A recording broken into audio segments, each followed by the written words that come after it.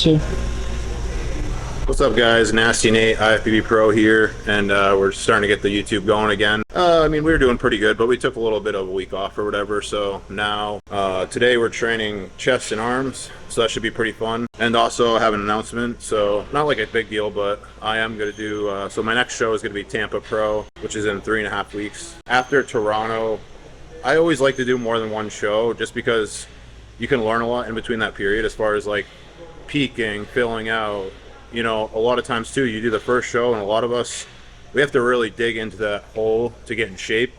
So with the second show, we can usually look a lot better, meaning, you know what I mean, like less cardio, filling out with more food, and staying in shape, and just creating a better, fresher look, because we're not killing ourselves to get in that condition with the first one, right? So from Toronto to Tampa is an 8-week stretch, and between that time frame, we were pretty much eating about 750 grams of carbs, 400 protein, 50 fats, with like a free meal once a week. So we're eating pretty good and staying in nice, good condition and being strict, and just felt really good. Got a lot of energy back. Sleep was better. So those are the things I'm talking about too. Like your sleep improves, your overall fatigue and it gets better. You know what I mean? So just felt a lot better the first few weeks after Toronto. Just getting like life back and hormones back, feeling much better and all that kind of jazz. So yeah, I didn't really necessarily make the decision of Tampa until maybe a couple weeks ago. I knew I wanted to do another show, but I started thinking about it more and more, and I was just like, well, you know, Tampa won't cost anything. It's in town and it's not very far away. The only reason why I didn't want to do it is I know it'll be a really stacked show. There'll be a lot of talent there. So pretty much I actually, since I've been sitting on it for a little bit, it's actually good, because now I'm going into the show with the mindset, I'm not worried about placing, I'm just worried about bringing my best look, which sounds like cliche and sort of lame sometimes, but it makes me just more focused on my overall look and just having a good time, you know what I mean? Because sometimes you have expectations as far as placings, call outs, etc. Whereas Toronto, I really wanted to go in there and place top 5 or get a first call out, which I didn't, so then I was disappointed, you know what I mean? So I think for Tampa, it's actually gonna be really good just to go in there and just do my thing and just not really worry about where I'm placing and that kind of stuff. And just, I do want to also present my best look to like Steve Weinberger, who's going to be head judging that show. You know, up in Toronto, I got in front of judges that I don't normally see, I don't really know, so they've never seen my physique before, you know, whereas Steve can give me a lot of feedback because he's seen me over the years. And then Bill as well. Training's been good. I've got a lot of strength back, got a lot of fullness back. So yeah, we're 3.5 weeks out from Tampa. Monday, we started adding the orals back in. So for us, we're always very health conscious. So between that time frame after Toronto, we pulled the orals out, clean up the health a little bit, the best we could. And then at 4 weeks out, we added the orals back in, like Winstrol, Proviron, and we started some Halo. And then we also lowered food again, so sort of reel back in. So between this time after Toronto, I've been about 258 to 260, 261 in the morning. Much fuller, still with a little bit of glute striations, but now we got to like pull that extra layer off. And just, I mean, it shouldn't be too hard. You know, like I said, I stayed within relatively good condition. So now we sort of cut the food in half. We're at like 450 grams of carbs, which isn't still horrible. But I mean, if you guys know post-show, like the appetite is through the roof. So it is a little hard at sometimes, because your hunger is just way more increased with the carbohydrates and being post-show and being so lean. And then the cardio, still 30 minutes in the morning fasted, and then 20 minutes afternoon post-workout, whenever I get it in after my workout, pretty much. And pretty much we'll probably do that till like Friday, Saturday, so we'll probably get down to like 255, 253 in pretty close striking range, and then can pull back that second session of cardio. And then we'll be inside 3 weeks out, and it should be pretty smooth sailing from there. Like, that's what happens when you do things the right way.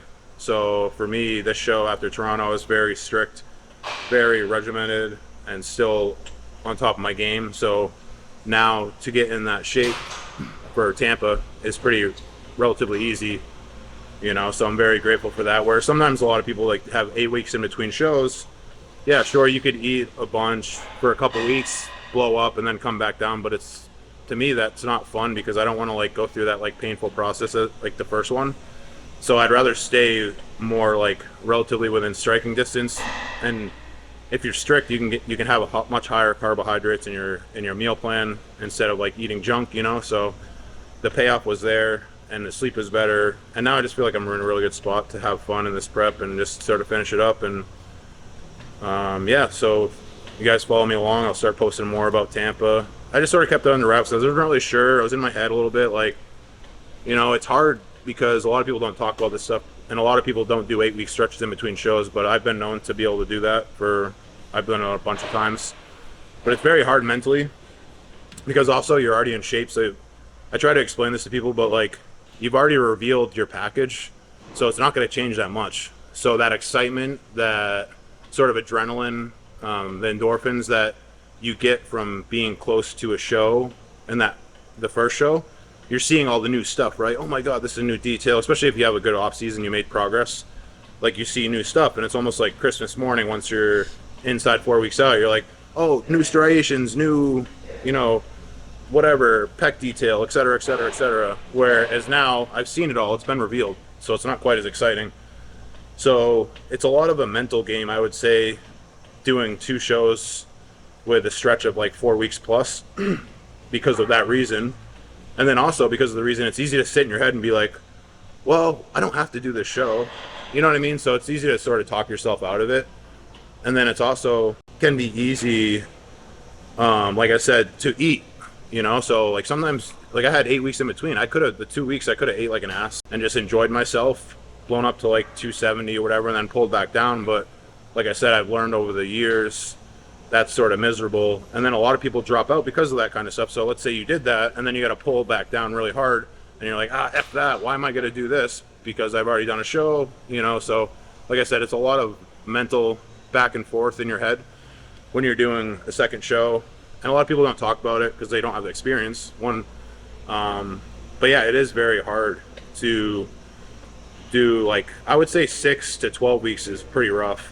And I've done that a few, like probably like 4 times. And every time it's like, at least now I know what to expect.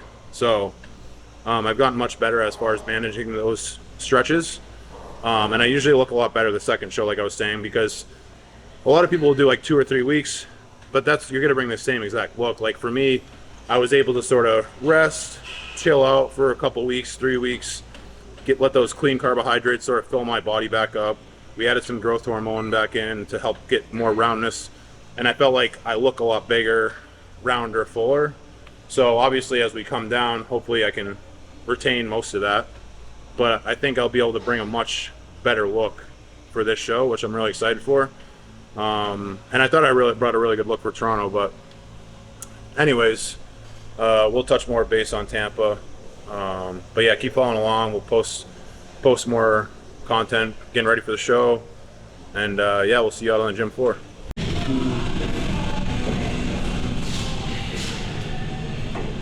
I don't know. If it was too eating, like, you need to go to the hospital. Like your heart and kidney. Genuinely?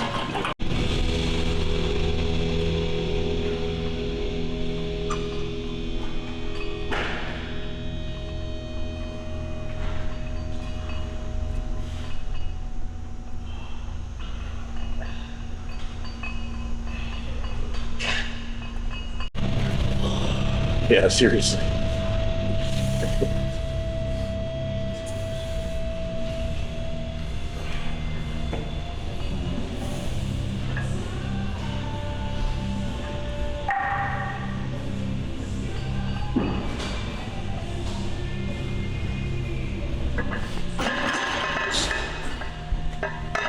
Talking to Morgan Wright about like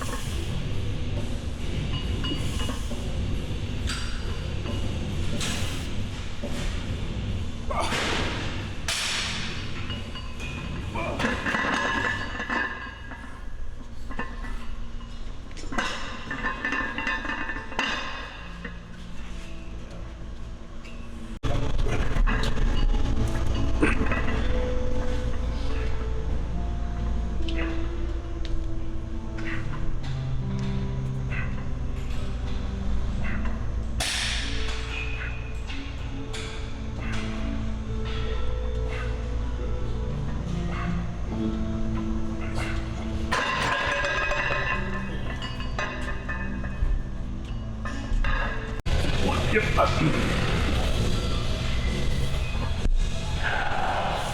on. Yep. Come on. Up. Up.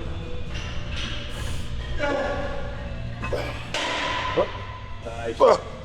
Up. Up. Nice.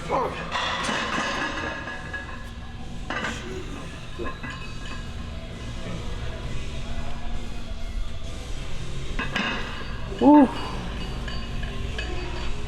So you got some strength.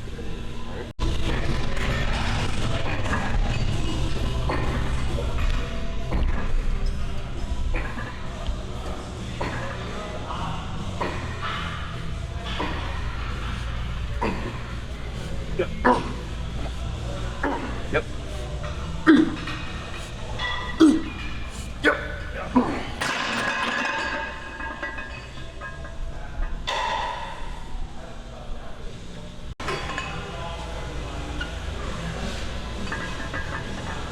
So I will say, a lot of people, it's weird. I figured it's sort of, sometimes you think something is easy to understand or most people know or it's common knowledge, but like a back offset, I've had a lot of clients lately ask me what a back offset is. So essentially, I mean, I don't really have like a specific term or way, but like, so we just did 4 plates and we failed at like 13, 14 reps, right?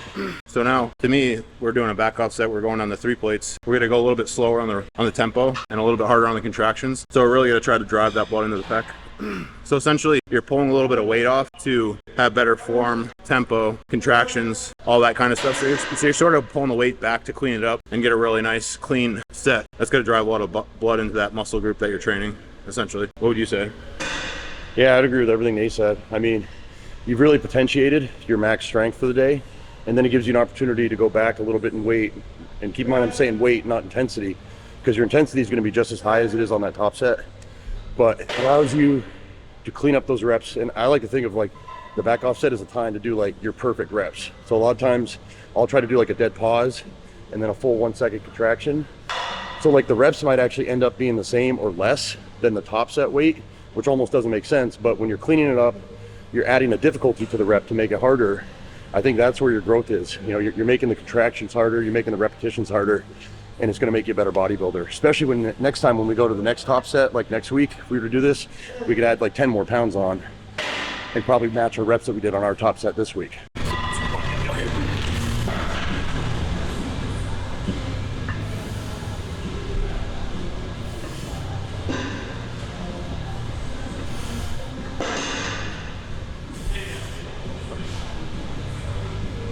There we go. Yep.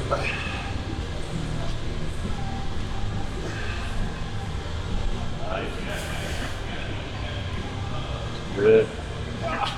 Come on. Up. Up. I got you. Up.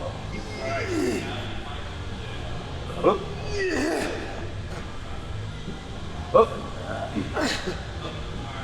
Up.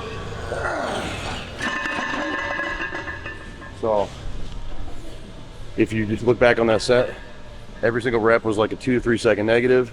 He held in that hole for like 1 second. His chest was really open. He's getting all the fibers stretched out. And then a forceful contraction where he locked it out and squeezed it. Every rep was completely squeezed where you can see the whole pec fibers contracting. And I think you matched your reps there, right? Yeah. Matched his reps, which is awesome. Like, I don't even expect to necessarily match reps on my, back off sets. For me, it's all just like form, like better contractions, make sure the reps look as clean as possible, as if like I was putting on a clinic, that kind of thing. Definitely felt a lot more blood in that set in my pecs. And then also, like he was saying, the stretch was like really was focusing on slowing it down and really holding that deep stretch. So it's like a weighted stretch on that muscle, So obviously we know training the lengthening position now and with holds, is really good for muscle growth, so.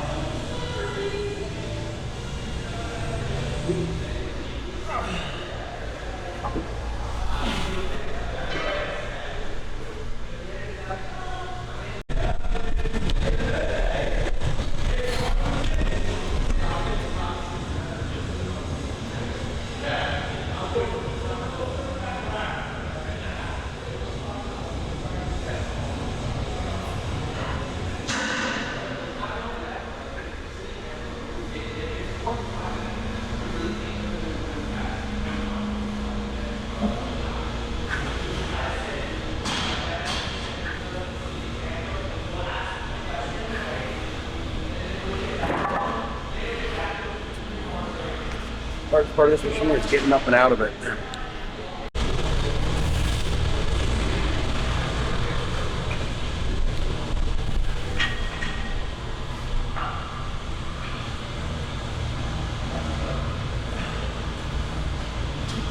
you go. Up. Yep. Yep.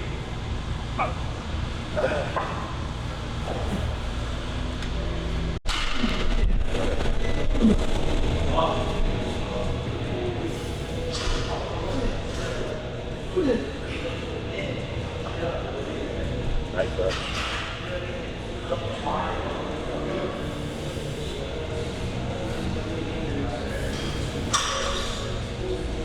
That boy. Yep. Yep. So. Oh. Nice. Oh. Nice. Oh. Nice.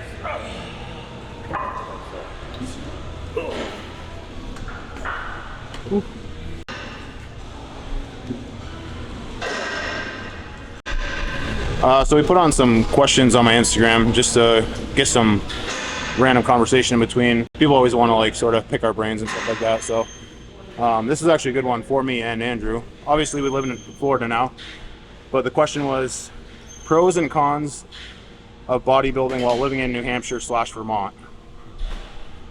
I mean, There's not a lot of pros. yeah, I mean, I'll say this, like, and I know Nate can especially think this, is pretty much any gym you go into in the Northeast, you're like the best athlete there. And so there really is something to be said about being, you know, a smaller fish in a big pond and trying to become a big fish versus just being that guy that like everyone already thinks is like the best bodybuilder. So it keeps you hungry when you come to an area like Tampa, or like, you know, when we go to like Dallas, or when we go to some of these other gyms that are, you know, epic and they got some world-class pros and top amateurs, to where it kind of puts it in perspective and it gives you that like you're trying to climb the ladder again. Yeah, no, I would definitely say it's hard. There's not a whole lot of like pros for bodybuilding living up north.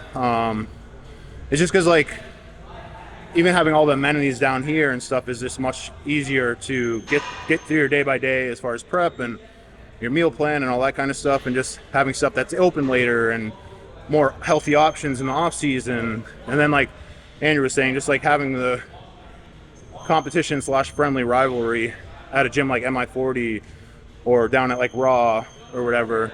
Whereas back home is like, I was sort of the biggest guy, whatever, most established, etc. And it's hard to like push yourself, and it's hard to find good training partners. So the thing down here is like, even when Andrew, you know, takes off and is gone for a week coaching, there's so many people I could find down here to jump in with a quad session that I trust to like be able to match my energy, where back home I couldn't really find that, you know. I'll say the only good thing is like it's easy to like, sometimes in bodybuilding you become so enthralled in bodybuilding and its world and like competitors here, and sometimes when you're away from everything it almost is like less stress on the mind. You're just sort of in your own little world and you're not so like, I don't know what I'm looking for. So you're saying it kind of sometimes it's like out of sight, out of mind, you know what I mean? Like you're not as quite like, yeah. Like, are you saying like maybe down here it's just so one-dimensional? It's bodybuilding. Yeah. Whereas like up north, you can compartmentalize bodybuilding into its place. Yeah. Because you have to, because it's not like there's so much other talent out there. Yeah. I would say also one more thing is that just all the other gyms, or especially Tampa in this area, the equipment, like the gyms I've been growing up with, you know, in Vermont, didn't hold a candle in terms, like we've got like 12 different back machines, whereas like in Vermont we had 2 rows and like 1 pull down machine, you know what I mean? And no fault to the owners of those gyms, it's just they're not trying to provide to an environment of bodybuilders like this gym is. So I think we're real thankful to be in a gym like MI40 and around other great bodybuilders, you know? And not even myself, but I've seen numerous people that have moved down here and gotten dramatically better since they've been down here. So yeah, it's sort of something to be said for that, you know. New Hampshire and Vermont's beautiful. It's just hard to it's just better down here for bodybuilding, you know, just like-minded people. You're just sort of always, it becomes very hard when you, like to what I said back home, it's very hard when you don't have people to sort of talk bodybuilding shop and stuff like that with.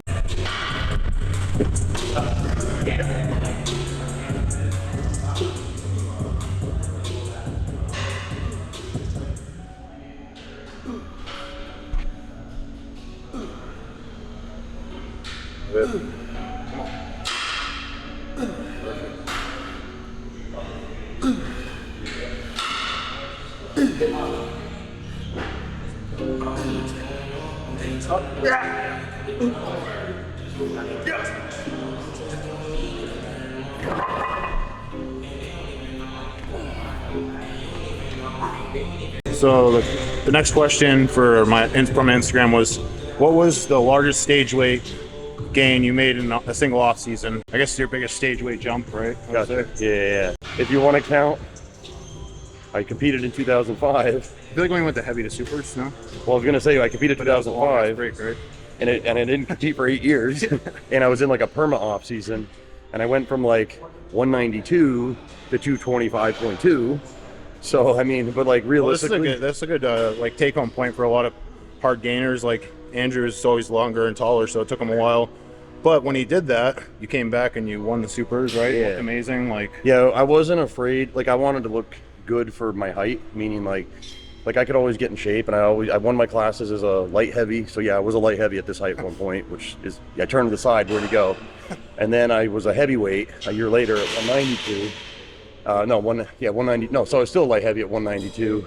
But then I realized, man, I got to be a super heavyweight. Because you know, when you're younger in bodybuilding, you don't really understand the weight classes. You're just like, oh, I want to get on stage and I want to look as good as I can. And then you realize, well, wait a minute, if you ever want to go anywhere with it, for your height, you need to match the muscle. So like, you know, if you're 5'9" and above, you better be a heavyweight at minimum, right? There's a lot of supers that are 225 plus. There's a lot of supers that are 5'9" and 250 on stage. So, and they look more well-rounded, they look thicker, they look more proportioned, whereas me being taller, I had to be that way.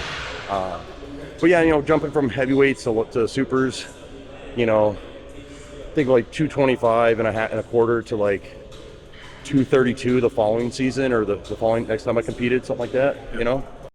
Yeah, for me, I mean, I started out as like a pretty decent heavyweight, so I was like 215, so I was already sort of bigger, muscular from the rip, so like I never really made huge jumps per se, where some guys would be like, oh, 15 pounds or something like in an off season. I never really did something like that, but probably the biggest noticeable one would be like after my pro debut in Boston, I was like 240, and then last year for New York and Vancouver, I was 250.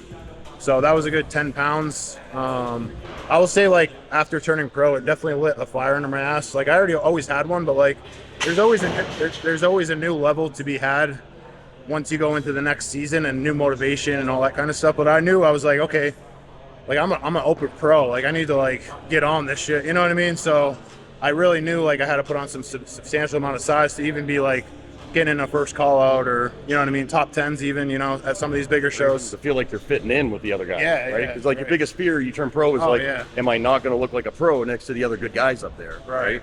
But anyway. No, 100%.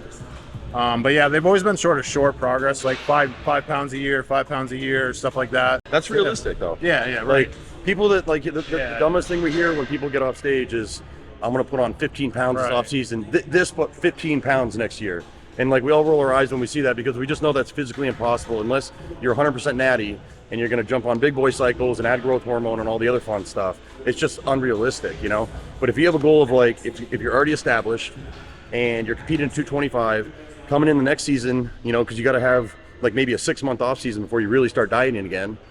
You come in at 228, 229, and then the following year you're coming in at 231, 232. Like 3, 4, 5 pounds is very reasonable and expected in terms of muscular gain, stage weight. Anything more than that, it's okay. I added a completely new compound in, like GH, or I added GH and insulin in, but most guys today, they're so young, they already play those cards when they're like 19 to 24 years old. So you're not seeing like those progressive, you know, 4 or 5 pounds every single season regularly. Just try not to put too much growth hormone.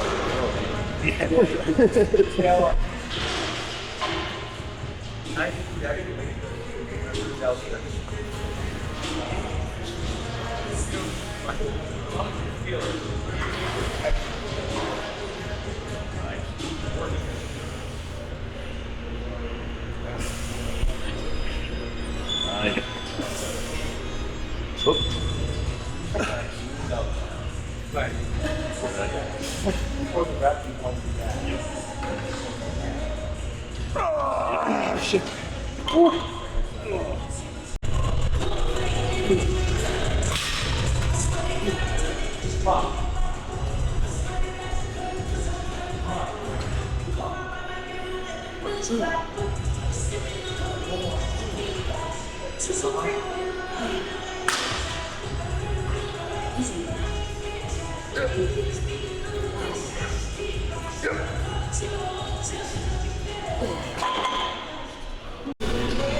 This guy's shredded. We'll be like a heat day. Is he competing again? Ah! Maybe. Oh yeah, that's not public.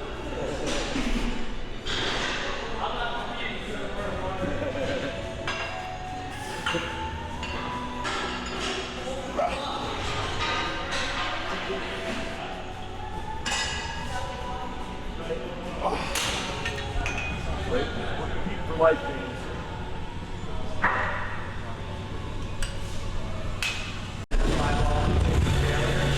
Damn!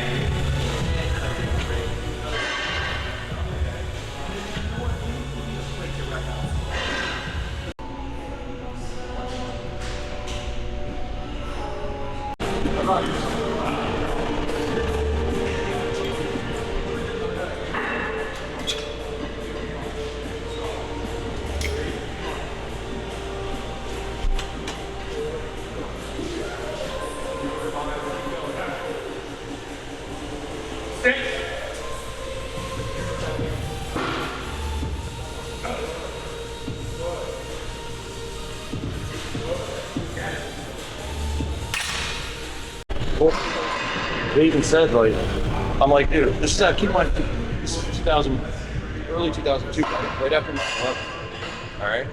How about you stop terrorists from Well, it's like, I go, wait a minute, you're telling me a couple kids making and selling steroids is more important, or it is the top of your list for, you know, after the biggest terrorist attack on U.S. soil?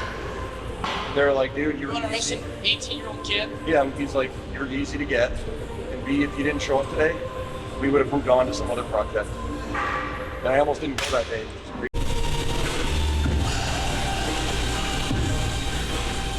Guy's handsome. You're big and handsome.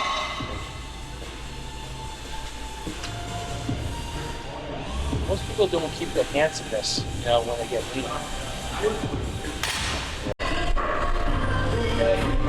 You pulling up here in a Ferrari? Nah, dude, even if I had a lot of money, I'd still drive my car. Like, I don't spend money on extravagant things. I like to have money for safety, but like, just to be able to provide, but I don't really, I would not buy new shit, I'm not. That's very smart.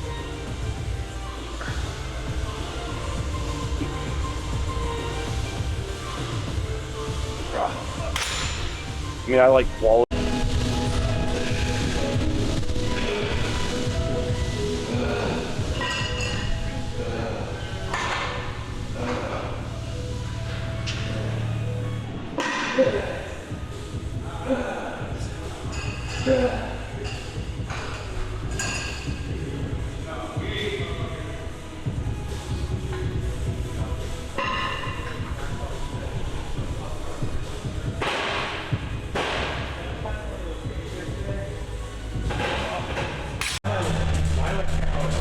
Oh yeah, 100%.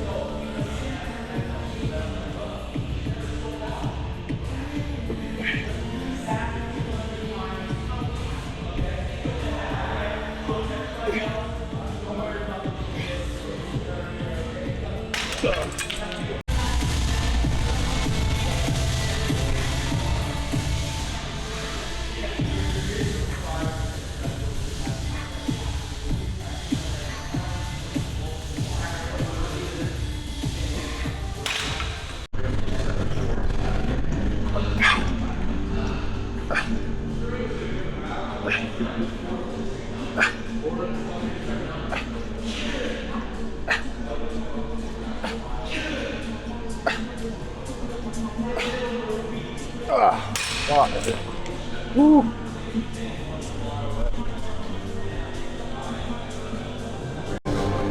That was frustrating.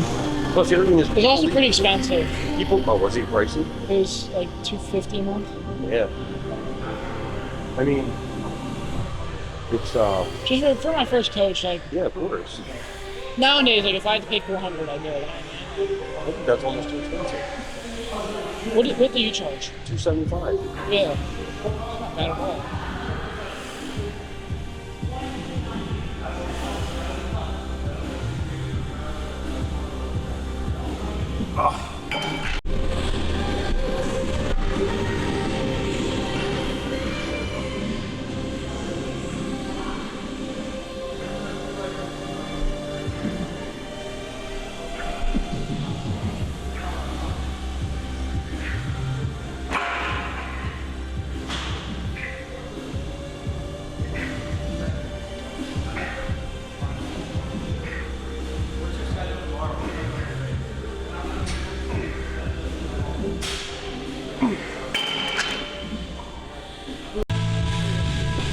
Quarter. Quarter.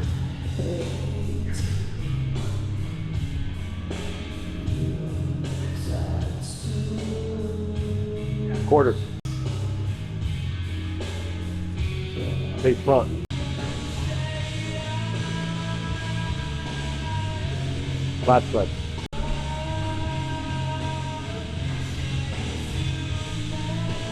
Side cut. Rear double. There you go. Nuts, dude.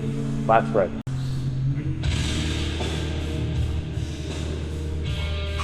Side try.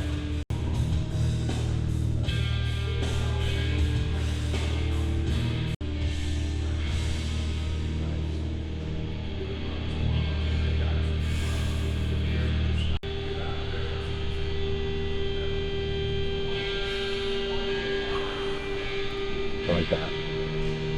Front double. All right, so that concludes our workout today. As you guys are following along, we did some chest and arms. As you saw in the beginning of the video, we're now 3.5 weeks out from Tampa. So really excited about that, and just keep grinding away and get a little bit leaner and tighter and all that jazz. So and I also want to thank you guys too, whoever participated in the BOGO buy one get one 50% off the Raw and Revive sale we had over the July 4th weekend. It was a really big hit, and a lot of you guys showed a lot of great support, and really was nice to see you guys take part of that. And just so you guys are aware, the code's NASTYNATE for Raw and Revive. So if you guys do want to pick up any products, health supplements, protein, pre-workouts, all that jazz, you can do that and save with my code. And also shows me some love, which I appreciate. And also, if you guys want to show me some love, you guys can also follow along the videos and subscribe to my YouTube channel. We're going to keep pumping these out, hopefully. So, and also there should be some really good ones for peak week for Tampa. So get excited for those. If you subscribe, you'll get notifications too. Turn the notifications on and let you know when the videos are dropping. And yeah, I'm really excited to be covering. Since we're in Tampa already, we're going to be able to have some really good coverage as far as the Tampa Pro peak and getting ready for the show and sort of behind the scenes, which is obviously the fun stuff you guys really like. So whereas Toronto, you know, we're all the way up in Toronto. My guy Sasha behind the lens wasn't able to make it, so this time we'll be able to have some coverage and get some good content for you guys. So keep following along. Like I said, subscribe, turn those notifications on, you know, like, comment, and like you guys know, I like you when you guys share on your Instagram stories and show me some love over there too. So yeah, we really appreciate it, and yeah, keep following along.